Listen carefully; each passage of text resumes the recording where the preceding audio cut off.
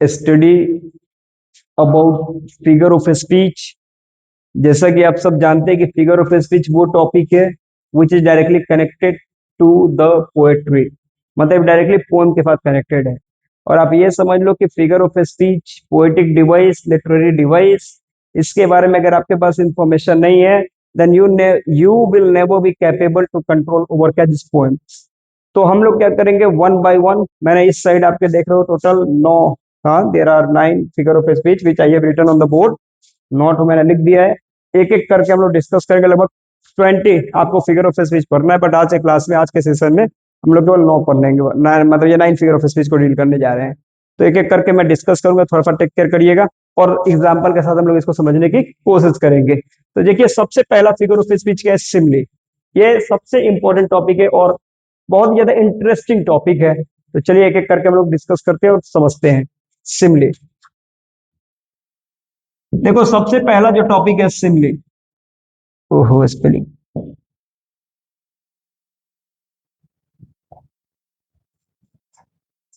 Good morning, everyone. Today we are going to study figure of speech, which is too much important for you if you want to control, if you want to command on any poem. तो ये किसी, चाहे वो 6 है, 7 है, 8 है, 9th है, 10th है, 11th है, 12th है, किसी भी क्लास के बच्चे अगर पोएट्री के ऊपर कमांड करना चाहते हैं तो उनको ये बेसिक फिगर ऑफ स्पीच के बारे में इंफॉर्मेशन होना ही होना चाहिए, उसमें कोई फन बट नहीं है।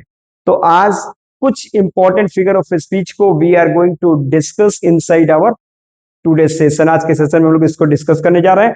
तो चलिए हमारे साथ फिगर ऑफ स्पीच के सैर पे। चलिए सबसे पहले फिगर ऑफ स्पीच की बात करेंगे तो सिमली, ध्यान देंगे।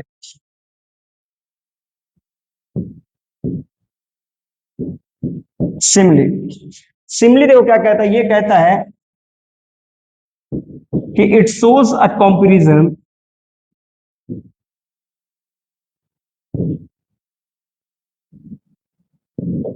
which shows a comparison between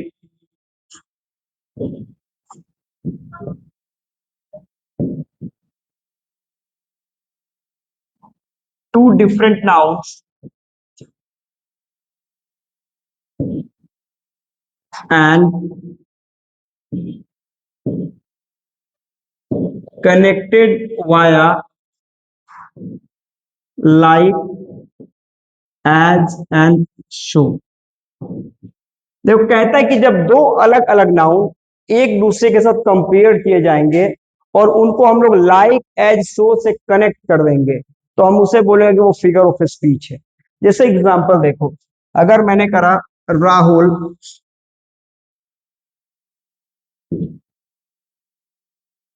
runs as fast as a tiger।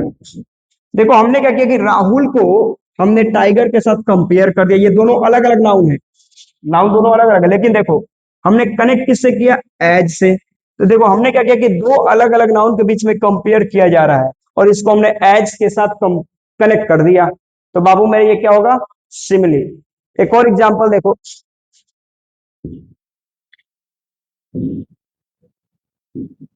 he looks like a star।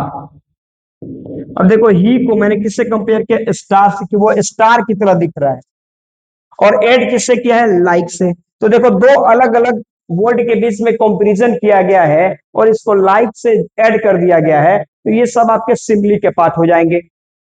तो कहने का मतलब है सिमिली में आपने क्या देखा कि when two different nouns are compared together with each other and connected via like as and so. जब दो अलग अलग नाउन आपस में कंपेयर किए जाएं और उनको लाइक एसओ के साथ हम कनेक्ट कर दें तो बाबू मेरे हम इसको सिमिली का पार्ट बोलेंगे। सेकंड, सेकंड है मेटाफोर, ध्यान देना। सेकंड आपने देखा metaphor.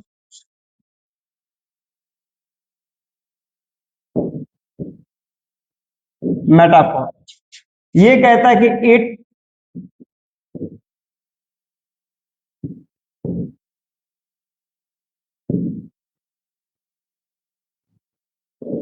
shows a comparison between two different nouns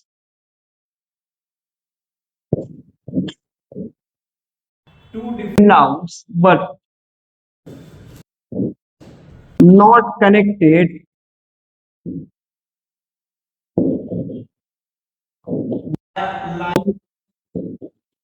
as and so. अब देखो यहाँ पे क्या कर रहा है, इसमें भी आपने क्या देखा कि इसमें भी दो अलग अलग नाउन के बीच में कंपैरिजन किया जा रहा है, पर इसमें लाइक एज शो के साथ कोई कनेक्शन नहीं है। जैसे एग्जांपल देख लो, अगर मैं लिख दूं कि सरदार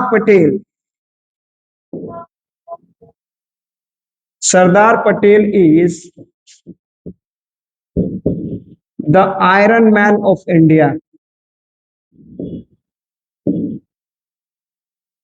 आयरन मैन ऑफ इंडिया। तो देखिए सरदार पटेल को हमने किससे कंपेयर किया, आयरन मैन से, लेकिन इसको लाइक एसओ के साथ कनेक्ट किया है क्या, नहीं, मतलब ये मेटाफोर हो गया। तो देखो सिमिली मेटाफोर में बड़ा सिंपल सा डिफरेंस है। सिमिली कहता है कि you are like my brother, तुम मेरे भाई के समान हो, भाई नहीं हो उसके समान हो। और मेटाफोर करता है कि यू आर माई ब्रदर, तुम मेरे भाई हो। मतलब डायरेक्टली उस पॉइंट को, जैसे मैं एग्जांपल देखो कि अगर मैंने बोला कि Rahul is the tiger of this class, तो यहां पे देखो राहुल को मैंने किससे कंपेयर किया, टाइगर से, कि राहुल जो इस क्लास का टाइगर है। मतलब इसमें लाइक एसो एकदम वो टाइगर है, ये है, काम खत्म। तो कहने का मतलब इस तरह के सेंटेंस को आपको मेटाफोर करना होगा। अगर यहीं पे मैं बोलता कि Rahul looks like a tiger, तो राहुल को टाइगर से, लेकिन लुक्स लाइक, लाइक से क्या बात कनेक्ट किया गया, तो दैट इज कॉल्ड सिमिली। अब वही लाइक हटा देगा, Rahul is the tiger, that is called metaphor. तो सिमिली मेटाफोर में बड़ा सिंपल सा डिफरेंस है कि दोनों के दोनों अलग अलग नाउन को कंपेयर किया जाएगा, लेकिन सिमिली में लाइक एसओ के साथ वो कनेक्ट होगा, और मेटाफोर में से लाइक एसओ को हटा देंगे, कहानी खत्म, अगला बढ़ो। तो ये हो जाएगा आपका पॉइंट। नेक्स्ट, अगला है आपका पर्सोनिफिकेशन।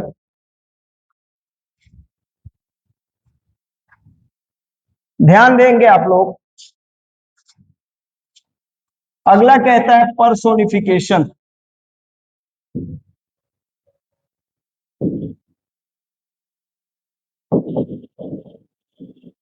पर्सोनिफिकेशन में देखो, इसको पर्सोनिफिकेशन में क्या बोलता है,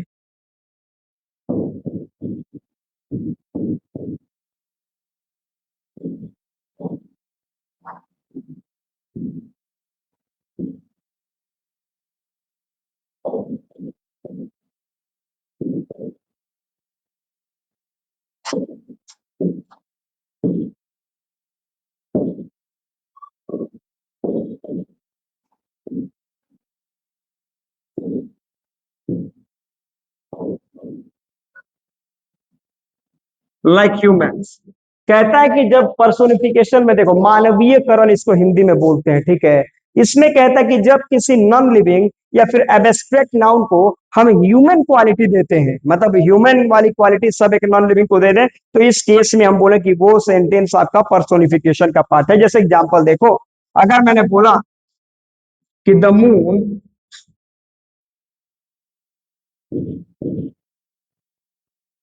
स्माइल्स एट नाइट। अब देखो चांद जो है वो रात में मुस्कुराता है, तो बताओ चांद को मुस्कुराते हुए हमने कभी देखा है, नहीं। मुस्कुराने का काम तो हम जैसे ह्यूमन बींग कर सकते हैं, हम मुस्कुरा सकते हैं, चांद कैसे मुस्कुराएगा। पर हमने चांद जो कि एक नॉन लिविंग ऑब्जेक्ट है, हमने उसको भी ह्यूमन क्वालिटी दे दी, तो that sentence will be just in the form of क्या चीज, पर्सोनिफिकेशन। अगला एक और देखो, स्टार्स डांस, तारे डांस करते हैं, तो भाई तारे डांस, भांगड़ा करने का काम तो ह्यूमन बींग्स का ना है, एक तारा को डांस करते हुए कहीं देखा है। पर हमने तारे को भी, स्टार्स को भी ह्यूमन क्वालिटी दी, हम यहाँ पे क्या बोलेंगे भैया, ये भी क्या हो जाएगा, पर्सोनिफिकेशन। अगर हमने बोला कि the opportunity Knox at the door of each and everyone house, मैंने हर घर को अपॉर्चुनिटी एक बार जरूर खटखटाता। अपॉर्चुनिटी को किसी ने देखा है, मौके को किसी ने देखा है, नहीं। दरवाजा कैसे खटखटाएगा, खटखटाने का काम तो ह्यूमन बींग का है। एक एग्जांपल देखो, अगर मैं बोलूं लव इज ब्लाइंड,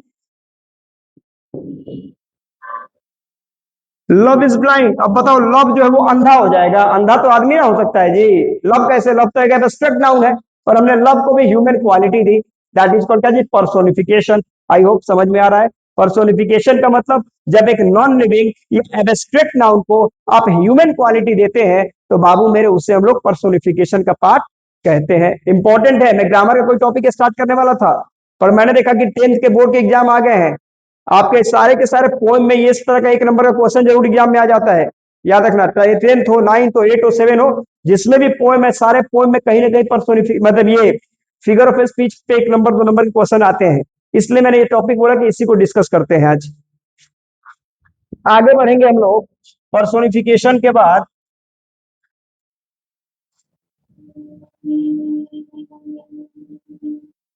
इसके बाद एसोनेंस पे आइए, ध्यान देना इंपॉर्टेंट टॉपिक है।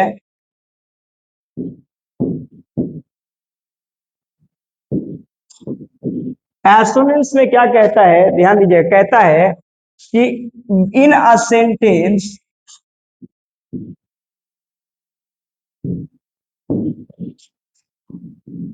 First letter of two or more words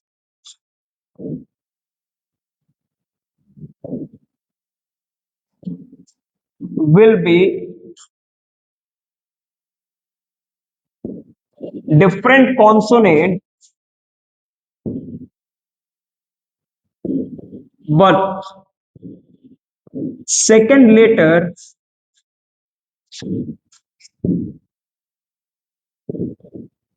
will be same vowel। बाबू मेरे ध्यान देना, हमने करा एसोनेंस के बारे में, हमने डिस्कस किया कि एक सेंटेंस के अंदर दो या दो से ज्यादा ऐसे वर्ड्स आए होंगे जिनका पहला लेटर डिफरेंट डिफरेंट कॉन्सोनेंट होगा but second letter same vowel होगा, उसमें कोई चेंजेस नहीं है। तो चलो एग्जांपल से समझते हैं क्या बताना चाहा मैंने एसोनेंस में। इसमें देखो एग्जांपल देखो, अगर मैं बोल दूं कि how is your cow now, अब देखो ये सेंटेंस में एक वर्ड, दो, तीन, चार। पहले में देखो इसमें पहला लेटर एच है, दूसरा लेटर वाई है, तीसरा लेटर सी है और उसके बाद एक लेटर आपका एन है। ये अलग अलग कॉन्सोनेंट है, लेकिन उसके बाद वाला लेटर देखो ओ, ये भी ओ, ये भी ओ और ये भी ओ, सेम वोवेल है। अभी मैंने बताया ना कि सेंटेंस के अंदर दो या दो से ज्यादा ऐसे वर्ड्स आएंगे जिनका पहला लेटर अलग अलग कॉन्सोनेंट होगा लेकिन सेकेंड लेटर सेम वोवेल होगा।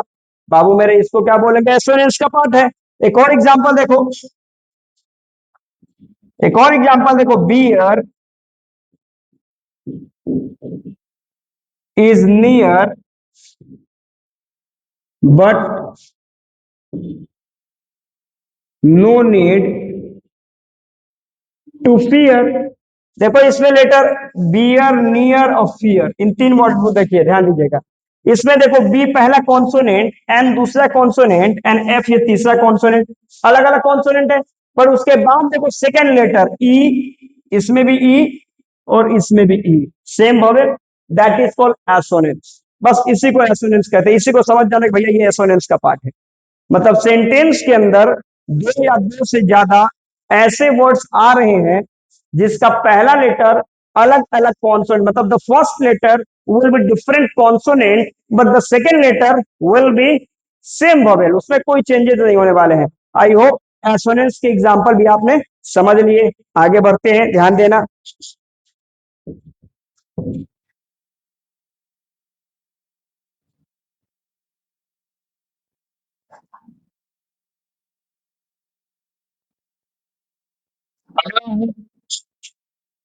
Alliteration,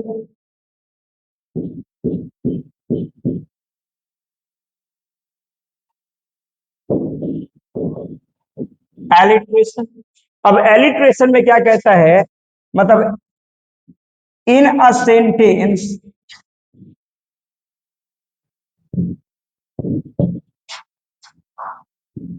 a word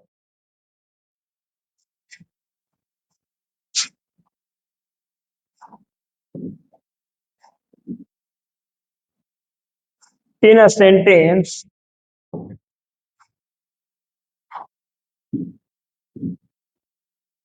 same first consonant will be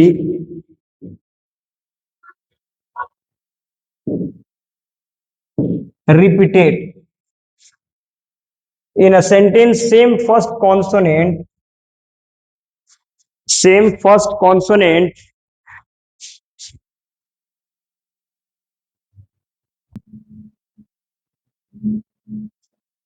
तो आपने एलिट्रेशन में देखा कि एक सेंटेंस के अंदर दो या दो से ज्यादा वर्ड्स ऐसे होंगे जिनका पहला लेटर सेम कॉन्सोनेंट होगा, मतलब बार बार रिपीट किया जाएगा। जैसे एग्जांपल देखो, अगर मैंने लिखा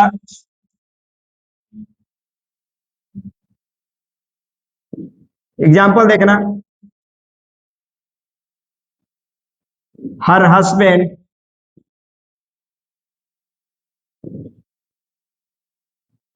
हेल्प्स हर इन हर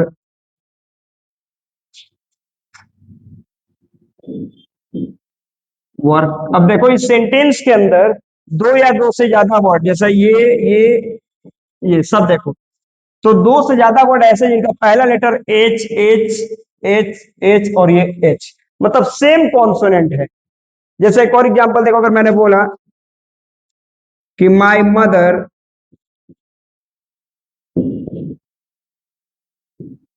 मेक्स मी हैप्पी। अब देखो यहाँ पे माय मदर मेक्स मी, दो से ज्यादा वर्ड है जिनका पहला लेटर देखिए एम एम एम एम, क्या होगा, एलिट्रेशन हो जाएगा। मतलब सेंटेंस के अंदर दो या दो से ज्यादा ऐसे वर्ड्स आएंगे जिनका पहला लेटर सेम कॉन्सोनेंट होगा, मतलब बार बार रिपीट किया जाएगा। इसको भी नोट करेंगे आप लोग। अगला पॉइंट, एलिट्रेशन के बाद हाइपरबोल।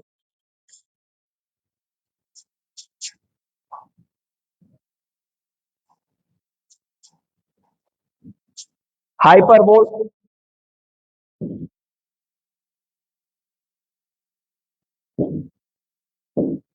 हाइपरबोल देखो ये क्या कहता है, ये कहता है कि it shows a statement, it shows a statement with extra exaggeration।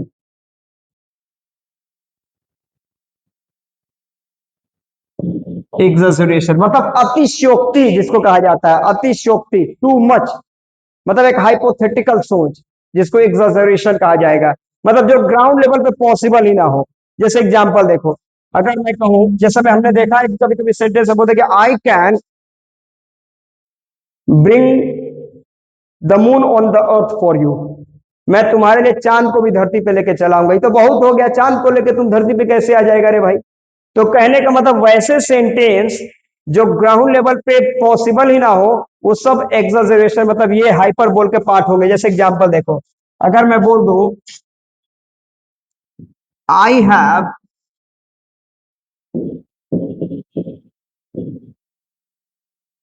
Explained it thousands of time, मैंने 1000 बार, मैंने बोल दो कि मैंने ये पॉइंट तुमको 1000 बार बता दिया है, तो 1000 बार तो बहुत ज्यादा हुए, कहा तुमने बता दिया, तो टू मच हो गया। तो जहां पे भी हाइपर बोल का मतलब क्या होगा कि जहां पे आप एक्सजरेट कर रहे हैं उसे हम लोग बोलेंगे कि वो सब एक्सजरेशन का पार्ट है। जैसे एक और एग्जांपल देख लो, अगर मैंने बोल दिया I can move Everest for you, मैं तुम्हारे लिए एवरेस्ट जो ये सबसे ऊंची चोटी, उसको भी हिला दूंगा, मूव कर दूंगा तुम्हारे लिए। तो एवरेस्ट को तुम मूव करा देगा, ये तो पॉसिबल ही नहीं, it's not possible on ground. तो ये सब क्या हो जाएंगे, हाइपर बोल के पार्ट। मतलब समझ लो कि जहां पे रियलिटी से दूर दूर तक कोई मतलब ना हो, रिश्ता ना हो, that sentence will be just in the part of क्या चीज, हाइपरबोल। अगला पॉइंट पे आइए, लाइटोटेस।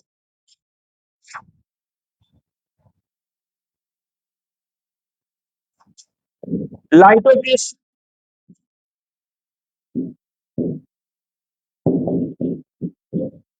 कहता है कि a negative sentence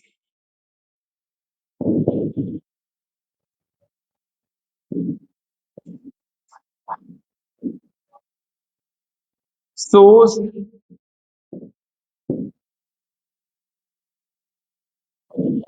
a positive meaning।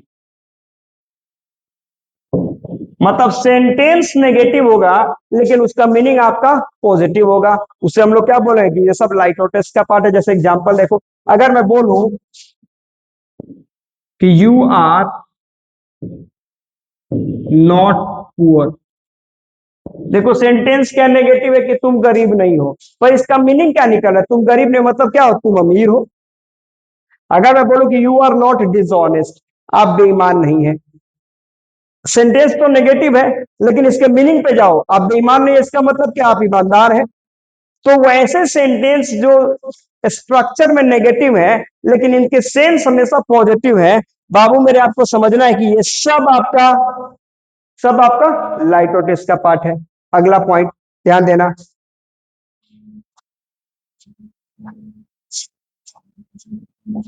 लाइटोटेस के बाद आगे बढ़िए।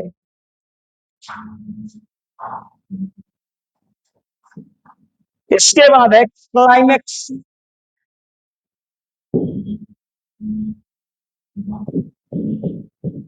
क्लाइमेक्स देखो क्या कहता है, कहता है क्लाइमेक्स का मतलब, मैं ऐसे ही आपको बता देता हूं, क्लाइमेक्स और एंटी क्लाइमेक्स दो तरह के वर्ड हैं, ठीक है, मतलब ये दो फिगर ऑफ स्पीच है। क्लाइमेक्स का मतलब होता है कि सेंटेंस के अंदर कुछ वर्ड का डेकोरेशन इन असेंडिंग ऑर्डर, मतलब बढ़ते हुए क्रम में सेंटेंस का जो डेकोरेशन होता है उसे हम लोग क्या बोलते हैं, क्लाइमेक्स बोलते हैं।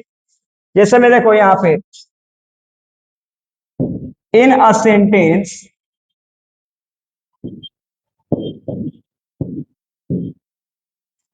some words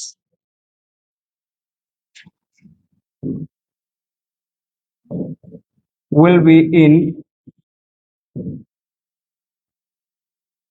ascending order, माने बढ़ते हुए क्रम में। जैसे एग्जांपल देखो, अगर मैंने बोला कि in an accident, in an accident he lost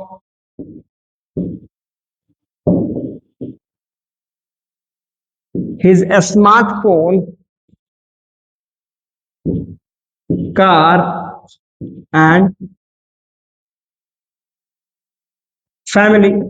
तो देखो एक्सीडेंट में उस आदमी ने क्या क्या खो दिया, तो सबसे पहले अपना स्मार्टफोन, उसके बाद कार और उसके बाद फैमिली। तो देखो स्मार्टफोन क्या होता है, थोड़ा सा लेस अमाउंट, कार उससे ज्यादा अमाउंट और फैमिली सबसे ज्यादा अमाउंट, तो बढ़ते हुए क्रम में हुआ कि नहीं हुआ। तो इससे हम लोग क्या बोलेंगे, क्लाइमेक्स बोलेंगे।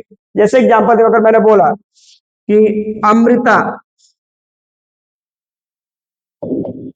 Is a lady mother and doctor.